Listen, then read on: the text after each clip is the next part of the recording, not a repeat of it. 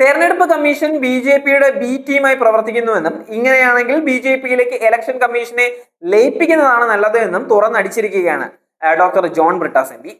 Bihar voter പട്ടിക തീവ്ര പരിഷ്കരണത്തിലെ ക്രമക്കേടുകൾ ചൂണ്ടിക്കാട്ടി പ്രതിപക്ഷ ഇന്ത്യ സഖ്യത്തിന്റെ നേതൃത്വത്തിൽ തെരഞ്ഞെടുപ്പ് കമ്മീഷൻ ആസ്ഥാനത്തേക്ക് നടത്തുന്ന പ്രതിഷേധത്തിന് മുന്നോടിയായി മാധ്യമങ്ങളെ കാണുകയായിരുന്നു ബ്രിട്ടാസ്.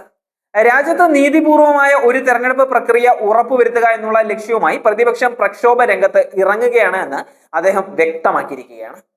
പ്രതിപക്ഷ സഖ്യത്തിന്റെ ഭാഗമായി ഇന്ന് 300ഓളം പേർ തെരഞ്ഞെടുപ്പ് കമ്മീഷൻ ഓഫീസിലേക്ക് മാർച്ചും ചെയ്യും. സാധാരണയായി ഇത്രയേറെ തെളിവുകൾ തെരഞ്ഞെടുപ്പ് ക്രമക്കേടുമായി ബന്ധപ്പെട്ട് സമർപ്പിക്കുമ്പോൾ അതിന്റെ വാസ്തവം എന്താണ് എന്ന് പരിശോധിക്കുകയാണ് തെരഞ്ഞെടുപ്പ് കമ്മീഷൻ പോലുള്ള ഭരണഘടനാ സ്ഥാപനം ചെയ്യേണ്ട കാര്യം. എന്നാൽ ഈ തെളിവുകളെ അപ്പാടെ തള്ളിക്കളയുന്ന സമീപനമാണ് തെരഞ്ഞെടുപ്പ് കമ്മീഷൻ കൈക്കൊണ്ടിരിക്കുന്നത്. അദ്ദേഹം മാധ്യമങ്ങളോടായിട്ട് ഇങ്ങനെ തുറന്നടിക്കുകയാണ്.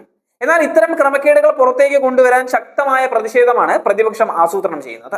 ഓരോ മണ്ഡലങ്ങളിലും നടന്ന ക്രമക്കേടിനെ കുറിച്ച് പ്രതിപക്ഷം അന്വേഷിച്ചു വരികയാണ്. ഞെട്ടിക്കുന്ന വിവരങ്ങൾ തന്നെയാണ് പുറത്തു വരുന്നത് എന്നും ഇതിനെതിരെ പ്രതിപക്ഷം ശക്തമായി നിലകൊള്ളുമെന്നും രാജ്യത്ത് സുതാര്യമായ തെരഞ്ഞെടുപ്പ് പ്രക്രിയ നിലനിർത്താൻ ഇനിയും സമരങ്ങളുമായി മുന്നോട്ട് വരുമെന്നും doctor John Brittas M P തുറന്നു പറയുകയാണ്. അതേസമയം തൃശൂരിലെ വോട്ടർ പട്ടിക ക്രമക്കേടിൽ പ്രതികരിച്ചിരിക്കുകയാണ് CPI നേതാവ് VS സുനിൽകുമാർ. മിസ് കോൾ അടിക്കുകയാണെങ്കിൽ ബി.ജെ.പി മെമ്പർഷിപ്പ് കിട്ടുന്നത് പോലെയാണ് വോട്ടർ പട്ടികയിൽ പേര് ചേർത്തത് എന്ന് അദ്ദേഹം തുറന്നടിക്കുകയാണ്. വോട്ടർ പട്ടികയിലെ ചട്ടങ്ങൾ തെരഞ്ഞെടുപ്പ് കമ്മീഷൻ ലഘൂകരിച്ചു. വെളിപ്പെടുത്തലിന്റെ പശ്ചാത്തലത്തിൽ സ്വമേധയാ കേസെടുത്ത് അന്വേഷണം നടത്താൻ തെരഞ്ഞെടുപ്പ് കമ്മീഷൻ തയ്യാറാകണമെന്നും അദ്ദേഹം പറയുകയാണ്.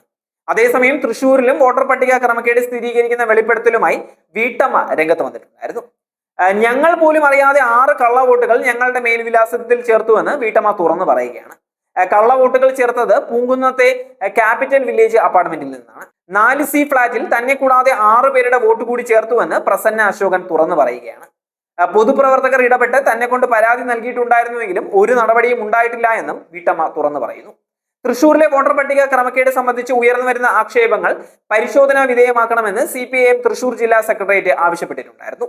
കഴിഞ്ഞ ലോക്സഭാ തെരഞ്ഞെടുപ്പ് ഘട്ടത്തിൽ തൃശൂർ നഗരത്തിൽ ഒരു ഫ്ളാറ്റിന്റെ മറവിൽ ഇവിടെ സ്ഥിര താമസക്കാര് അല്ലാത്തവരുടെ പേര് കൂട്ടത്തോടെ ചേർത്തത് അന്ന് തന്നെ കളക്ടർക്ക് പരാതി നൽകിയിട്ടുണ്ടായിരുന്നുവെങ്കിലും ജില്ലാ സെക്രട്ടേറിയറ്റ് പ്രസ്താവനയിൽ എടുത്തു പറയുന്നുണ്ട്.